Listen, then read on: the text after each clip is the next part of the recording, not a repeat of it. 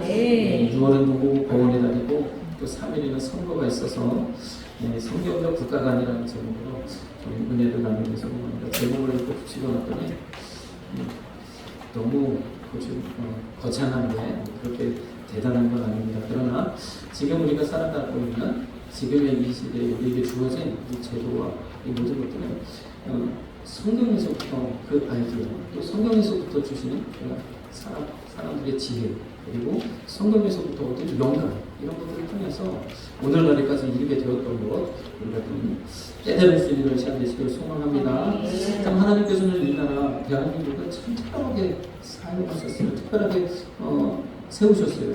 유리를 찾아볼 수 없는 그런 놀라운 역사를 이뤘죠. 후진국에서 정말 모든 것이 완전히 폐허가 된 그런 상황 속에서 정말로 선진국이라는 그런 이것을 얻을 수 있을 정도로 그렇게 놀랍도록 성장한 것 같습니다.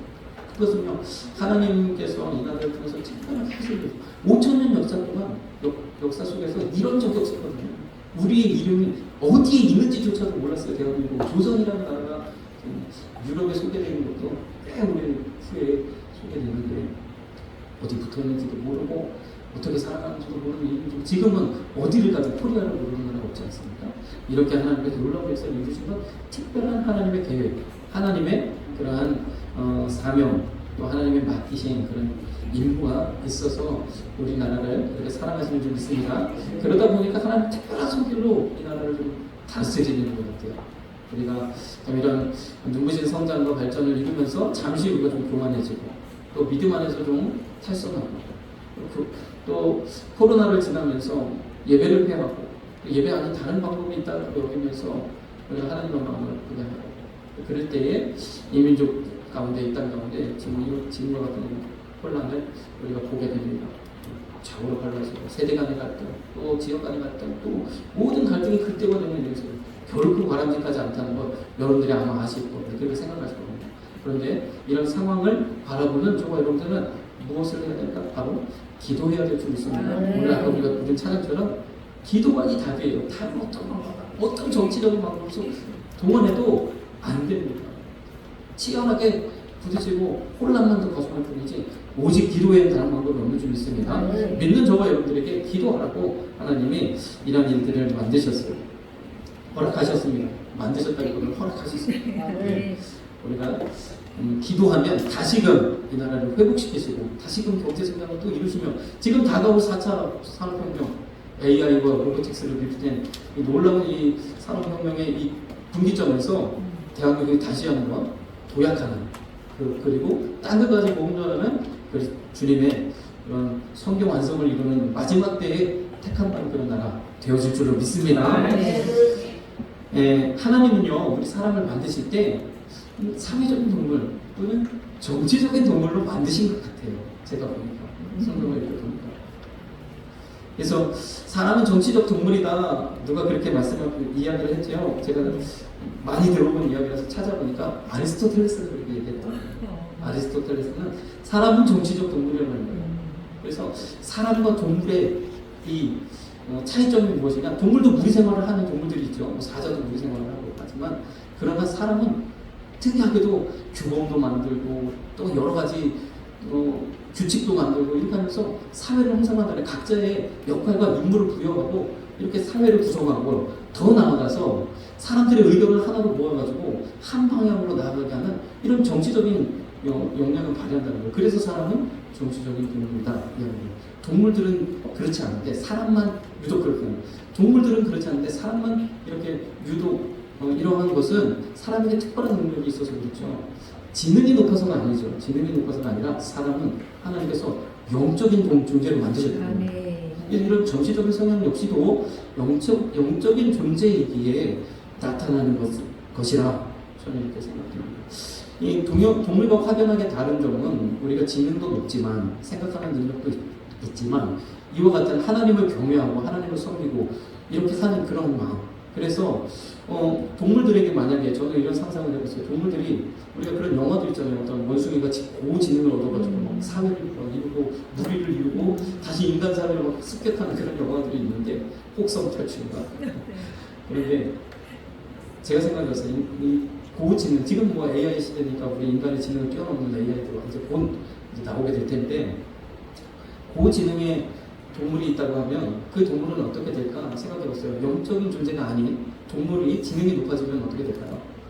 그러면 이 우리도 최상위 먹이사슬의 최상위에 있다고 그러잖아요. 인간이 못 먹는 먹이 갖고 다 인간은 뭐 맹수도 사냥할 수 있으니까 지능 가지고. 그러니까 만약에 생물 동물들 중에 고지능을 가진 그런 동물들이 출현한다면 굉장히 영리하게 먹이를 잡아먹을 겁니다. 그래서 자연스럽게 최상위 포식자가 될 거예요. 그러면서도 생존율은 높아지고, 그럼 자연스럽게 어떻게 됩니까? 모든 먹이를 다 잡아먹고 먹이가 없어져서 스스로 이 자연계에서 퇴출되게 돼 있어요.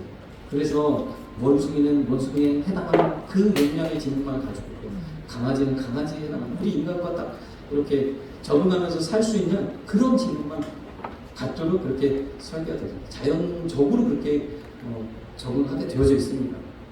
그런데 우리 인간은 다르죠. 인간은 지금 또 최상위 포식자라고 그렇게 반성 어린 그런 이야기들을 하면서, 인간은 영적인 존재이기 때문에 사회를 구성하고 정치적인 그런 영향력을 발휘해서 뭔가 이런 폭주하는 사람들, 이런 사람들을 사회에서 제거하는 그런 스스로 한다는 거예요. 그러한 존재가 아니에요. 그래서 동료가 하나님 된다는 거죠. 이 창세기 2장 15절 말씀 보니까 하나님 처음에 사람을 만드셨을 때도 에덴 동산에 두시고 그것을 다스리며 지키냐. 그래서 자연을 다스리고 지키려고 하는 이러한 영적인 본능을 가지고 있어요. 그래서 우리가 지금까지 생존할 수 있었던 거죠. 그렇지 않았으면 이미 자연을 하게 되고 우리 지금은 이미 멸망을 맞이했을 겁니다. 하나님이 우리를 이렇게 만드셨다는 거예요. 그래서 창세기 2장 9절 말씀 보니까 에덴 동산에 하나님 모든 좋은 것을 다 주셨는데, 에덴 동산은 적은 노동에 아주 부가가치라고 해야 될까요? 아주 생산력이 아주 풍성한 그러한 것을 우리가 상상할 수 있게 되는데, 이 에덴 동산에 두 가지를 주셨어요. 뭐냐면 생명나무와 선악을 알게 하는 나무. 우리 사회가 우토피아, 에덴 동산과 같은 사회가 되더라도 이 사회 안에, 우리 국가 안에 생명나무와 선악을 알게 하는 나무도 존재한다는 사실을 우리가 알아야 됩니다. 우리가 흔히 그런 얘기 하잖아요. 선악을 알게 하는 나무, 선악을 알게 하는 참 우리가 많이 말하는 그런 거죠. 정치적 올바름이라고 이야기하면서 모든 그 성평등까지 주장하는 이런 부분들, 이거 영적인 선악과가 될 수 있어요. 이것을 통해서 사람들을 역차별하게 되고, 또 우리의 자유를 제한하게 되고, 또한 예배를 해하게 되는 그런 일들을 일어날 수 있거든요. 또한 포괄적 차별 금지법, 이것도 선악과가 될 수 있죠. 우리는 이것을 분별할 수 있어요. 생명나무를 취해야지 선악과를 취하면, 선악과를 선택하면 문제가 생기는 거죠. 포괄적 차별 금지법은 제가 설명하지 않아도 알죠. 우리가 차별을 금지해야 되는데 부분적으로 다 금지를 하고 있어요. 우리 나라도 마찬가지로. 그런데 이거 언제 다 일일이 다 차별을 금지하는 거예요? 다 어떻게 법률로 다 지정하는 거죠? 그냥 통으로 한 번에 포괄적으로 차별이란 차별을 다 금지하자. 그래서 이것이 교회에 적용이 되면 전도금지법이 되고, 또 때로는 설교를 위축하게 하고, 말씀을 우리 또 국가적으로는 여러 가지 표현의 자유를 제한하게 되고, 그런 여러 가지 이런 그런 항목들을 가지고 있죠. 이래서 선거가 될 수 있다. 어쨌든 우리 안에도, 우리 사회 안에도, 우리 정치적 환경 속에도 생명나무와 선악과가 있다라는 거예요. 생명은 오직 우리에게 생명 주신 예수 그리스도로 말미암아 우리에게 주신 그 은혜의 말씀인 줄 믿습니다. 네. 그 말씀을 붙들고 주님이 주신 성경적인 세계관을 가지고 나아가면 된다는 거예요. 그런데 인간의 방법과 인간의 방법 가지고 우리가 이런 것들을 하게 되면 자칫 선악과를 선택하게 되는 결과를 초래하게 되는 거죠. 창세기 3장에서는 선악과를 선택하고 선악과를 먹었던, 하나님 말씀을 먹지 말라 하신 하나님 말씀을 불순종하여 선악과를 먹었던 그 결과가 무엇이에요? 일단 1차적으로 나타나는 게 3장 12절에 보니까 너 때문이야. 너 때문이야. 그래서 우리가 이 사회 가운데도 우리가 생명나무처럼 다 같이 하나님의 주신 그런 은혜와 영광을 바라보는 그런 상황으로 나아가지 못하면 서로를 탓하게 되면 그런 상황으로 나아가는 거예요. 정치적 올바름을 과도하게 주장한다면 서로 당신 때문이라고 그러잖아요. 정치적 올바름이 뭡니까? 과거 공산주의 때 소련에서 당신의 말은 정치적으로 올바르지 않소라는 거잖아요. 우리가 정의해놓은, 정치적으로 정의해놓은 거기에 해당하지 않습니다라는 이야기죠. 그래서 우리가 어쨌든 이러한 것에서 우리가 이런 것들이 너무 사회를 주장하지 않도록 기도해야 되는 것이 우리의 그리스도인 저와 여러분들의 그런 의무인 줄 믿습니다. 그래서 서로 남탓하게 되어지는 것. 지금도 보면 이렇게 갈라져서 서로 갈라지고 세대 간의 갈등, 또 지역 간의 갈등, 또 여러 영역에서 더 갈등을 빚고 있으면 서로 남탓하는 거죠. 선악과가 무엇이에요? 선악을 알게 하는 나무잖아요. 내 말이 옳다, 내 말이 진리다라고 항상 주장하니까 서로의 이야기를 듣지 않으려니까 역지사지가 사라져버리니까 이런 문제들이 발생하고 있는 줄 믿습니다. 그래서 우리는 믿음 안에서 서로 하나 되는 그러한 은혜를 우리가 구하면서 이러한 상황들을 기도로 돌파하시는 저와 여러분 되시길 소망합니다. 기도밖에 없습니다. 그리고 3장 13절에는 하와도 마찬가지죠. 하와 너 때문이야 그랬더니 하와는 또 누구 때문이야? 뱀 때문이야.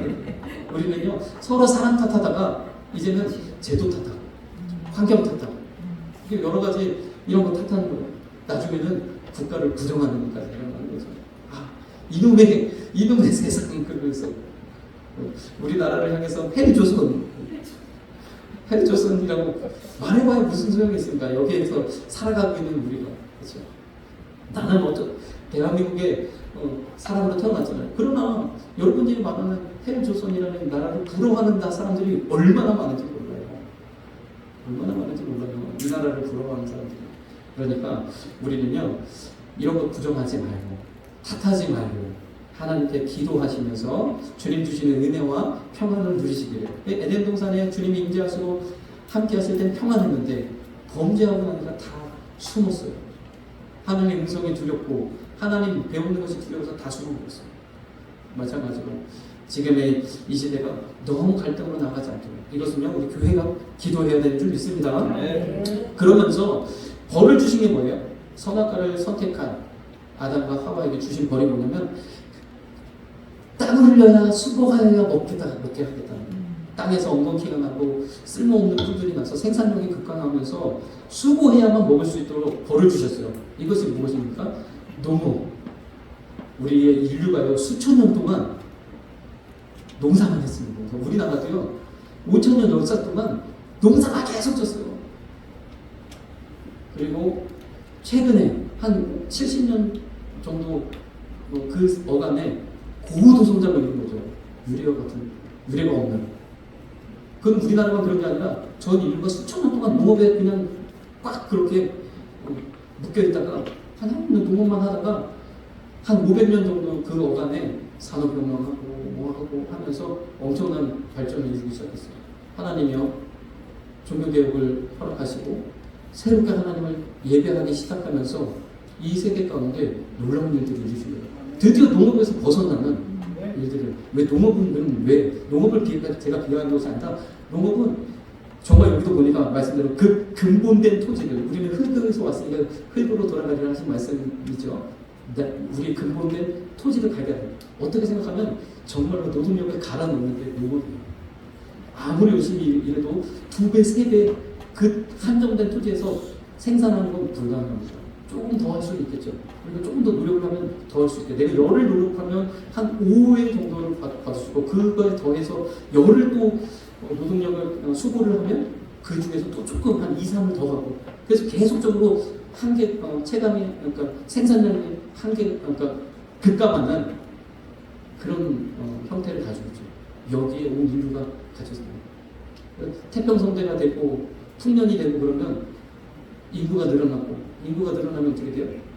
먹을 것이 자꾸 부족해지고 그러면 어떻게 돼요? 전쟁해야죠. 옆에 나라 가서 뺏어와야 되죠.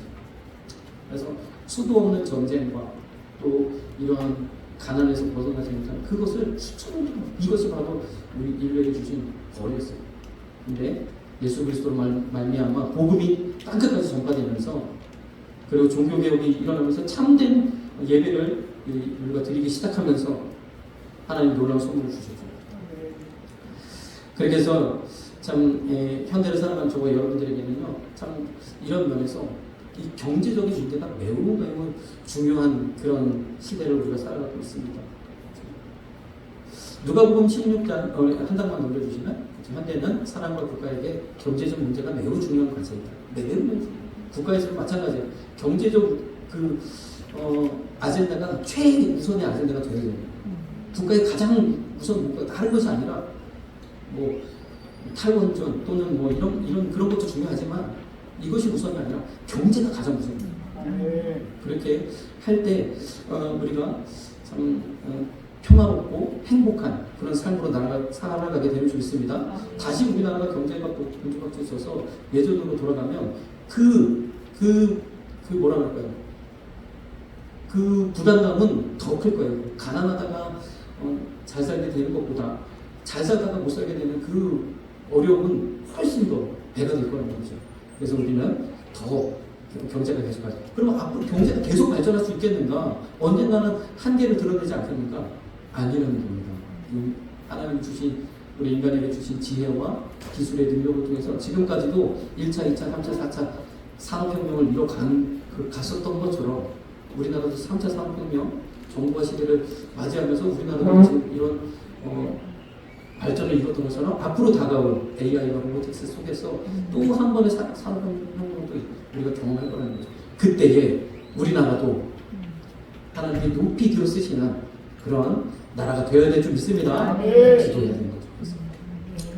그래서 참 우리에게 주시는 이런 경제와 관련해서 이제 오늘은 지금 이 파트는 우리나라에게 주신 이 산업화에 대한 이야기를 좀 하려고 해요.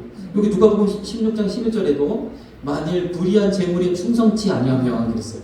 하나님 우리 믿음을 달아보실 때도 언제나 물질을 항상 보시더라고요. 불의한 재물에 충성치 아니하면 그랬어요. 우리 경제도 마찬가지예요. 이 돈이라는 게 일만하게 뿌리는 것 같지만 잘 활용을 하면 그 뭐죠?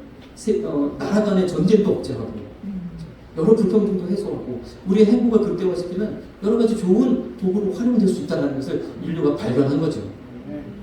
그래서 이것이 우리가 지금 가지고 추구하고 있는 자본주의 시장경제이잖아요. 그 안에서 하는 우리가 이제 말씀을 좀 보겠습니다. 마태복음 10장 29절에 보니까 참새 2마리가 한 아사리온에 팔리는 것, 그것도 하나님이 허락하지 않으면 그렇게 되지 않는다는 거예요. 이건 무슨 말이에요? 보이지 않는 손이 움직이는 거죠. 세계 경제를 보이지 않는 손, 좀 하나님의 손길이 움직인다는 겁니다. 그래서 마치 불완전한 것 같고 뭔가 저기 한 것 같아도 이 시장에 맡겨주면 그것이 우리가 바랄 수 있는 최선이 될 가능성이 크다라는 거죠. 우리가 어떠한 물건의 가치를 정할 때 그 가치를 얼마라고 정하겠습니까? 그 물건이 꼭 필요한 사람은 그 가치가 높아질 테고 별 필요가 없는 사람은 그냥 쓰레기에 불과한 거니까 가치가 매우 떨어질 테고, 그러니까 그것을 가치를 뭐라고 정할 수 있을까? 서로 다 의견이 다르겠죠. 그런데 시장에 맡겨주는 거예요.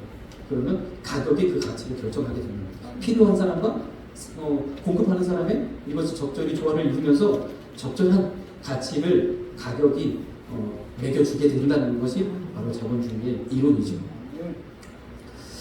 그렇게 되면서 하나님께서 이러한 이 자본주의의 아이디어, 이 시장경제의 아이디어를 성경에서 이미 주셨어요. 제가 말씀드렸지만 이 모든 산업화를 주도하게 된 나라들이 영국과 미국인데 다 철저하게 기독교 국가였고 말씀 중심으로 이루었던 그런 사람들에 의해서 살았던 사람들에 의해서 이렇게 그런 발전이 되어졌어요.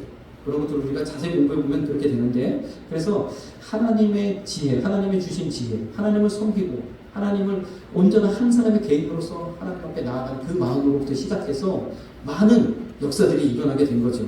그 성경에 보면 재미있는 말씀이 있습니다. 마태복음 10장 29절에는 참새 2마리가 한 아사리온에 팔린다 그랬어요. 근데 누가복음 12장 6절에는 참새 5마리가 아사리온 두 아사리온에 팔린다 그랬어요. 그래서 2마리가 한 아사리온이면 4마리가 두 아사리온인데 5마리가 한 두 아사리온이 그런 거예요. 이거 무슨 얘기예요? 한 마리 껴준다는 얘기죠. 이건 규모의 경제입니다. 경제 규모가 커지고 그리고 계속해서 자본이 들어오면 더 경제를 확대시킬 수가 있고 그러면서 더 낮은 가격, 더 낮은 그런 비용으로 만들어낼 수 있다는 거죠. 이것을 뭐 규모의 경제 이렇게 말하잖아요. 규모의 경제에 해당되는 그런 물품들, 자동차가 아주 대표적인 규모의 경제죠. 그냥 한 대를 만들려면 너무너무 비싸요. 몇 억을 주고도 못 만들어요. 내가 스스로 자동차 한 대를 내가 만들겠다는 걸 못 만듭니다. 그런데 규모의 경제가 되니까 몇 천만 원 수준으로 우리가 살 수 있게 되는 거죠. 이와 마찬가지로 이런 놀라운 경제의 발전을 이루는 모든 그런 이 원리들이 성경에 여러 가지 곳에 숨어 있습니다. 마태복음 25장 16절에는 달란트 비유가 있는데 5달란트를 가지고 5달란트를 남긴다는 거예요. 농업사회에서는 상상도 못합니다. 내가 5을 넣었다고 해서 배가 돼서 10개가 나오느냐, 안 그렇다는 거예요. 그런데 이 자본주의 사회 속에서는 이 자본이 주도하는 이런 사회 속에서는 열을 투자하면 그 이상의 것이 나온다는 거죠. 배가가 되도록 나온다는 거예요. 이것은 무엇을 말해요? 이 기하급수적인 증가를 이야기하죠. 우리가 흔히 말하는 복리부도 계속해서 더해지고 계죠. 그래서 부자가 된다는 거예요. 복리의 혜택을 누리기 때문에 부자가 됐어요. 선진국들은 그래서 잘 나가는 회사들은 아니 나라들은 더 잘 나갑니다. 있는 자는 더 하나님 더 하시는 그러한 원리가 이 자본주의 원리이죠. 그러나 그것을 위해서 빈부의 격차가 좀 생기지만 벌어지지만 전체적으로 경제를 끌어올리니까 절대 빈곤이 사라지고 행복도가 증가하는 그런 것을 우리가 분명하게 보게 되어집니다. 누가복음 16장 9절에는 그래서 이렇게 말씀하셨어요. 불의의 재물을 친구로 삼으라. 이 말씀이 지금의 이런 자본주의 시간 경제를 이루는 아주 핵심적인 아이디어죠. 불의의 재물을 친구로 삼으라. 그래서 나라들도 서로 경제 관계를 만들어 놓으면 그렇죠. 그러면 서로 전쟁을 못 합니다. 내 것이 저기 있고 저기 내 것이 있는데 전쟁을 못 해요. 서로 이 이권들이 얽혀 있습니다. 그래서 지금의 이런 그런 이 체계에 중국이 등장하면서 중국이 엄청나게 자국민들 갈아놓아가지고 모든 생산 것들을 다 독점하면서 지금 국제 질서를 교란하게 되고 이런 과정에서 지금 여러 가지 어려움들이 일어나게 되고 미국은 이제 중국을 주저앉히고자 하는 그런 패권 싸움이 이제 벌어지고 이런 상황을 우리가 겪고 있잖아요. 자연적이었으면 그렇지 않을 텐데 이렇게 되는 문제들이 발생하게 됩니다. 그래서 이런 과정 가운데서 우리나라도 자본주의 시장 경제를 선택하고 그리고 몇몇 지도자들의 결단 있는 그런 소신 있는 행동을 정책을 통해서 우리나라가 눈부시게 발전을 했잖아요. 이거 아니었으면 우리가 농업부 탈출도 못하고 이러한 역사를 보지도 못합니다. 앞으로도 다가올 산업혁명에서도 이 4차 산업혁명, AI, 로보틱스 안에도 우리나라가 지금 여러 가지 뭐 반도체, 스마트폰, 또 전산화된 여러 가지 환경들 이런 것을 볼 때 굉장히 유리한 조건을 가지고 있음에도 지금 우리가 잘못 하면 지금 온 세계는 지금 아주 거기에다가 혈안을 엄청나게 지금 돈을 쏟아붓고 이제 선점하기 위해서 누가 선점하느냐에 따라서 이제 결정이 나니까 아주 엄청나게 지금 달리기를 하고 있는데 우리나라 지금 요즘 여러 가지 정치적인 그런 어려움들이 많아서 지금 시작도 못하고 있는 상황이거든요. 이번에는 반드시 이런 부분 다 해결될 수 있도록 우리가 기도해야 될 점 있습니다.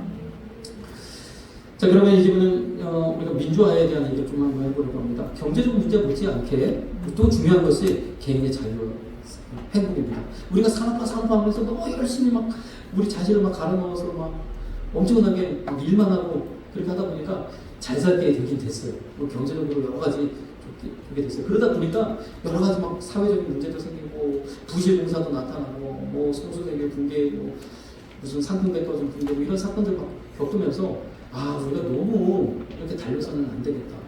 인권도 좀 생각하고 우리 개인의 자유와 행복도 좀 생각하고 이런 생각이 폭이 넓어지면서 어떻게 됐어요?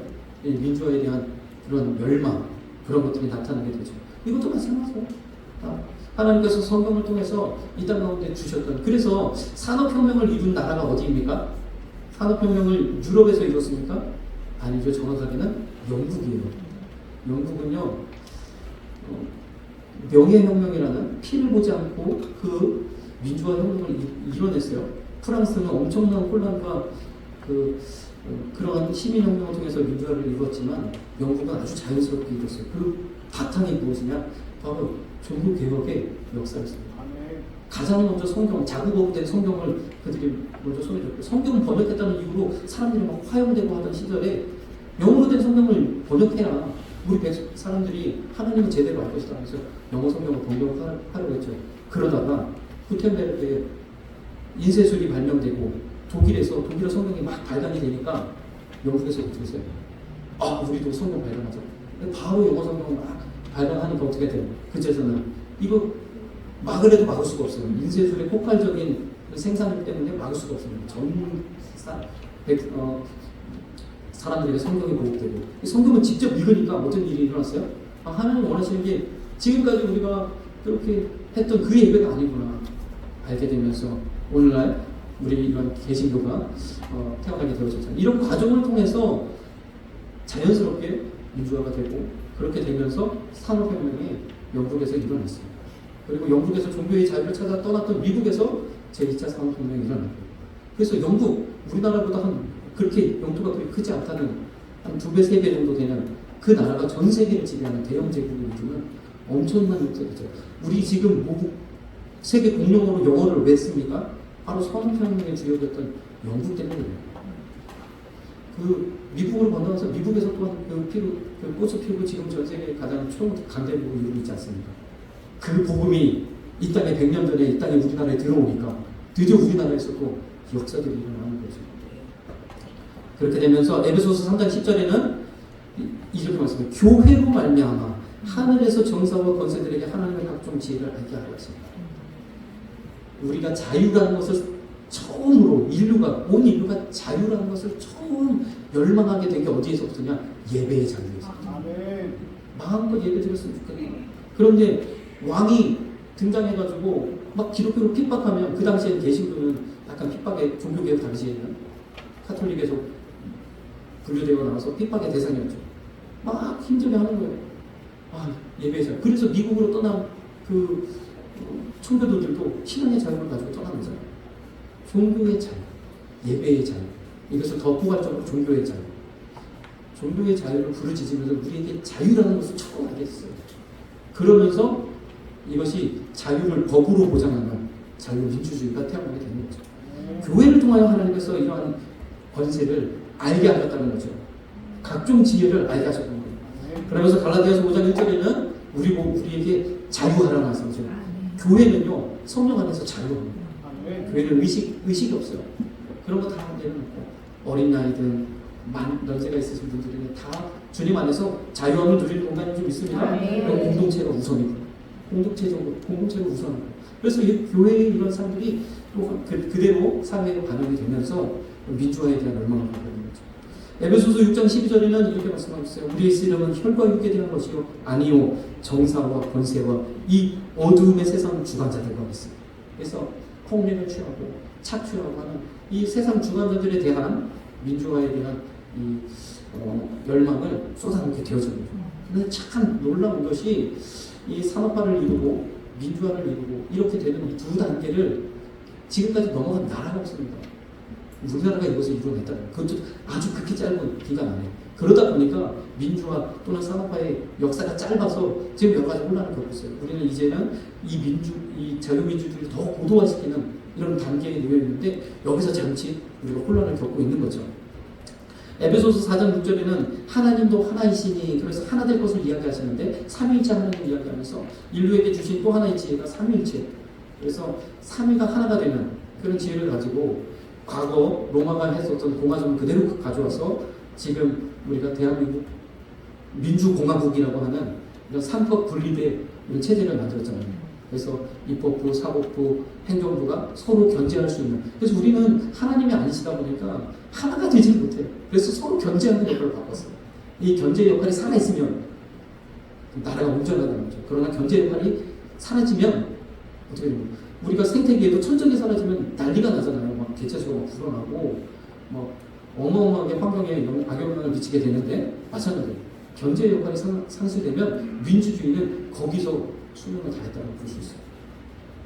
그래서 마지막으로 우리나라는 아까도 서두에 말씀드린 것처럼 아주 특별한 하나님의 계획이 있는 것 같아요. 이런 놀라운 과정을 통해서 세계에 그 이름을 높이신 것은, 영광을 주신 것은 땅끝까지 복음 전하고. 그런데 우리나라가 복음을 받아들인 지 100년도 안 됐는데 이제는 이제 100년이 넘었죠. 성경 100주 정도 지났습니다. 한 세기밖에 안 지났는데 미국과 버금가는 선교사를 파송했어요. 지금은 코로나 이후에 조금 주춤했는데 그런 역사를 이뤘습니다. 온 세계 주의 복음을 들고 나아가고 거기에 가서 그들을 구제하고 가난한 사람들을 돕고 그리고 교회를 세우고 그 지역이 새로워질 수 있는 그런 일들을 우리나라가 참 많이 감당했습니다. 얼마나 대단합니까? 미국의 그 큰 나라도 잘하지 못하는 우리나라 이 작은 나라가 아무것도 없는 나라가 그 놀라운 일들을 해냈다는 거죠. 하나님께서 이런 사명을 우리에게 주셨는데 우리가 이 사명을 까먹고 주춤하는 사이에 여러 가지 하나님의 그러한 징계가 오늘날 우리에게 오고 있는 거죠. 아래 있는 말씀 출애굽기 19장 6절 너희는 내게 대하여 제사장 하라. 이스라엘을 향한 말이 아니라 오늘날 저와 여러분과 이 대한민국을 향한 하나님의 마음인 줄 믿습니다. 제사장 나라가 되기를 원하시는 거죠. 그래서 지금 이 시대가 발전하는 걸 우리가 보면 하나님 말씀대로 로마서 14장 17절은 하나님의 나라는 먹고 마시는 것이 아니고 마찬가지죠. 지금도 이제는 먹고 마시는 것에 연연하지 않잖아요. 지금은 뭔가 그 더 이상의 가치를 추구하고 행복을 추구하고 평안함을 추구하잖아요. 의와 평안과 희락. 너무 즐거움을 많이 요즘 추구해가지고 또 하나님을 떠나는 그런 안타까움이 있는데 요한계시록 21장 4절에는 더 후에 천국에서 이루실 일들에 대해서 말씀하시는데 애통하는 것이나 곡하는 것이나 아픈 것이 다시 있지 아니하는 일이 있습니다. 앞으로 이제 AI가 이제 등장하고 로보틱스 시대가 열려지면 이제는 우리의 건강도 또 우리의 정신 건강도 케어하는 그런 시대로 서비스가 발전할 거라는 거죠. 말씀대로 되어집니다. 말씀대로. 또 한 가지 말씀이 있어요. 하나님께서 18장 19절에 창세기 18장 19절의 말씀처럼 이러한 하나님의 주신 복이 계속해서 우리 자녀들에게도 그 다음 세대들에게도 이어지기를 원하시는 줄 믿습니다. 그러나 지금이 정점이고 앞으로 고꾸라진다면 얼마나 안타깝습니까? 우리 다음 세대를 살아가는 우리 자녀들, 손자들은 지금 같은 그런 호황을 누리지 못하고 오히려 더 힘든 생활 속에서 부양할 것들은 많고 부담할 것들은 많고 이런 사회를 살아가면 어떡하겠습니까? 우리는 반드시 기도로 이런 것들을 넘어가야 되는 줄 믿습니다. 우리 다음 세대가 반드시 더 좋은 환경을 물려줄 수 있는 우리가 되어야 될 줄 믿습니다. 또 한 가지 앞으로 되어질 일 중에 한 가지는 또 이런 것이 있어요. 뭐냐면 요한계시록 13장 15절에 마지막 때 주님 오실 세상 종말에 어떤 일이 일어나느냐 666표를 받게 하는데 이 표를 받지 않으면 매매가 불가능한 그런 일이 있을 거라고 말씀하셨어요. 근데 참 신기하게도 우상에게 경배하지 아니하는 자 종교적인 형상 그런 모양을 하고 온다는 거죠. 우상이라고 했습니다. 저는 오늘날 우리에게도 마찬가지로 우리나라에도 국가에도 요 우상이 존재한다고 해서 무엇이냐? 바로 이데올로기입니다. 이데올로기를 자칫 이것이 최고인 것처럼 모든 것이 정답인 것처럼 여기면 이것이 우상이다. 우리는 생명나무를 취해야지 선한 거를 취해서는 안 되는 거죠. 이데올로기도 선한 거를 취해서. 그러니까 우리는 지금 자본주의와 자유민주주의와 시장 문제를 선택해서 살아가고 있죠. 그 안에서 하나님 주신 놀라운 축복을 이루고 앞으로도 다음 세대에 놀라운 성장과 발전을 이루어야 됩니다. 그런데 이것과 정확하게 반대. 자유를 강조한다면 평등을 강조하고 성장을 강조한다면 분배를 강조하고 그리고 아무튼 여러 가지 모든 부분에서 다 반대되는 그런 이데올로기가 있죠. 바로 공산주의, 사회주의, 계획 경제죠. 그런데 이 공산주의는 이미 1970년대 이제 다 망해서 역사적으로 공산주의는 실패했다라는 게 이제 증명이 됐어요. 그래서 너도 나도 공산주의는 다 싫어합니다. 그래서 지금은 공산주의는 이제 사라졌어요. 지금 우리 자본주의도 문제가 많아서 수정 자본주의 되잖아요. 약간 사회주의에 있는 그러한 제도들을 접목시켜서 여러 가지 분배를 이렇게 하고 가난한 자를 돕고 이렇게 하는 그런 사회 제도를 만드는 것처럼 공산주의도 서로 하지 않 이렇게 하는 그거 이게 안 되더라. 이게 치명적인 오류가 있더라. 그래서 공산주의 노선 포기하고 이제 수정 공산주의가 되겠죠. 그런데 지금 그 용어는 아직 뭐라고 나오지 않았어요. 중국에서 뭐라고 하느냐? 중국에서는 이것을 일국양제로, 중국은 사회주의 포기하지 않았죠. 사회주의 체제 그대로, 계획경제 그대로 다 가고 있지만, 그래서 오늘날 우리나라에도 사회주의 어때? 계획경제 더 좋은 것 같은데 중국 봐 얼마나 잘 멋있어. 국가가 주도해서 하니까 그냥 쫙쫙 발전할 수 있고. 그래서 우리에게도 사회주의와 이 계획경제는 그렇게 부담 그런 것이 없어요. 거부감이 없어요. 그런데 공산주의는 다들 거부하거든요. 그러니까 공산주의라는 말을 이제는 사용하지 않습니다. 중국에서는 이것을 일국양제로, 한 나라에 서로 상반되는 두 가지 체제가 공존할 수 있다라고 하는 거예요. 홍콩을 반환할 때 이것을 강력하게 주장하면서 괜찮아요. 홍콩은 중국 안에서 정확하게 특별 자주국으로 민주주의가 그대로 실행된 그런 지역이었잖아요. 그대로 될 거야. 그렇다면 지금은 다 무너졌죠. 그때 홍콩을 반환할 때 홍콩 사회에서 얼마나 많은 그런 이제 시위가 있고 그랬습니까? 어쨌든 그때의 이야기한 것이 지금까지도 회자가 되고 있고 여전히 이 노선을 가지고 있습니다. 사회주의 안에서 자본주의 노선을 받아들여서 시장 경제를 비슷하게 뿌려갈 수 있어요. 그러나 국가가 주도하고 또 사회 공동체를 구성하고 그것은 분명한.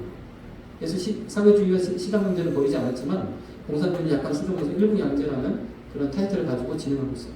그래서 중국과 관련된 많은 나라들이 이런 영향력을 받고 있죠. 우리나라에서는 어떻게 됩니까? 민주주의 안에서, 민주주의 헌법 안에서 사회주의를 이룰 수 있다라고 말하는 것이 되는 거죠. 이게 누가 얘기했는지 아시죠? 그것이 바로 우리나라에서의 노선이에요. 그러면 우리나라 안에서 이 민주주의, 자유민주주의 안에서 사회주의를 이룰 수 있다. 어떻게 이룰 수 있는가? 그 방법이 무엇이겠습니까? 바로 국회의 의석에 달려있다는 것을 알 수 있습니다. 우리가 알 수 있지만 국회의 150석 과반 의석은 막강한 힘이 있죠. 정책을 정당의 의지로 끌고 갈 수 있어요. 정당이 가지고 있는 아젠다와 정당이 가지고 있는 목표, 정치적 목표들을 그대로 다 법률에 반영할 수 있는 아주 그런 부분이에요. 법률이라는 것은 물론 그럼에도 불구하고 여야 합의가 반드시 필요한 부분이지만, 왜냐하면 법률이라는 건 일부분의 사람만을 대표하는 것이 아니기 때문에 반드시 국회 구성원 전체의 합의가 필요합니다. 그럼에도 불구하고 이 제도적으로는 150석이면 법안을 상정할 수 있어요. 단독 예산안 법안 처리가 가능하고 국회의장직 확보하고 상임위원장은 다수 확보할 수 있고 총리, 헌법재판관, 대법관 임명 동의에 동의할 수 있는 권한이 있고 대통령을 제외한 다른 기관들의 수장들을 탄핵 소추할 수 있고. 그래서 단독적으로 국회, 그러니까 다른 당과 연합할 필요가 없이 단독적으로 국회에 그런 그것을 운영할 수 있다는 거예요. 정책들을.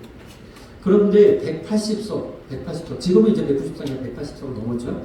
180석을 넘으면 어떤 권한이 있느냐. 아까 150석이 가지고 있는 권한에 더하여져서 모든 법안을 신속하게 처리할 수 있는, 질질 끌지 않고 신속하게 처리할 수 있는 그런 권한이 있습니다. 그것을 우리가 잘 알고 있는 패스트 트랙이라는 거죠.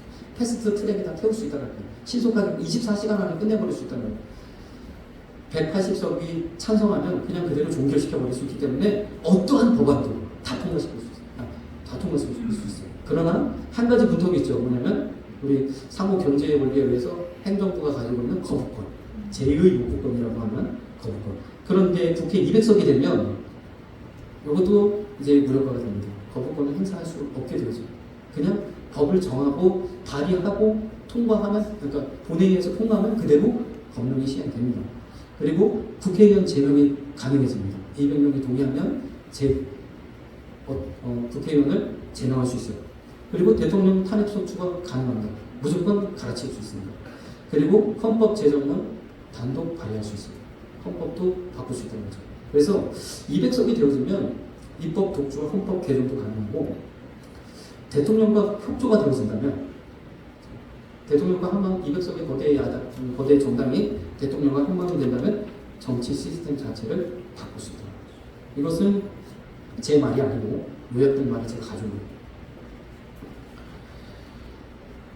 그래서 지금 우리가 요러한 사실을, 그래서 지금의 우리 상황에서 사람이 없다고 하면 우리가 하는 것이 아니라 이 상황들을 우리가 잘 봐야 돼. 우리가 무리하게